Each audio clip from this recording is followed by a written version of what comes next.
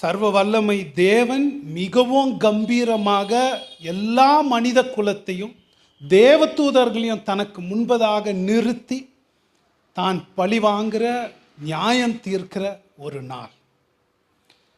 இந்த நாளில் ஒவ்வொரு மனுஷனும் அவன் யாருன்னு அவனுடைய முகமுடைய கிழிச்சு, அவனுடைய சிந்தனைகள், அவனுடைய வார்த்தைகள், அவனுடைய செயல்கள்னால் அவனுடைய நித்திய எல்லையே தீர்மானிக்கிற ஒரு நாள்.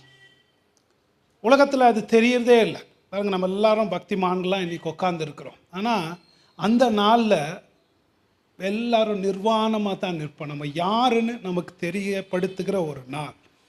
அந்த நாள் ஆண்டவர் குறிச்சிருக்கிறாரு. அவர் படைத்தவராக, பராமரிக்கிறவராக, நியாயப்பிரமாணத்தை கொடுத்தவராக, நம்மளை நியாயம் தீர்ப்பதற்கு அவருக்கு உரிமை மாத்திரம் இல்லை, அவருக்கு எல்லா வல்லமையும் இருக்குது.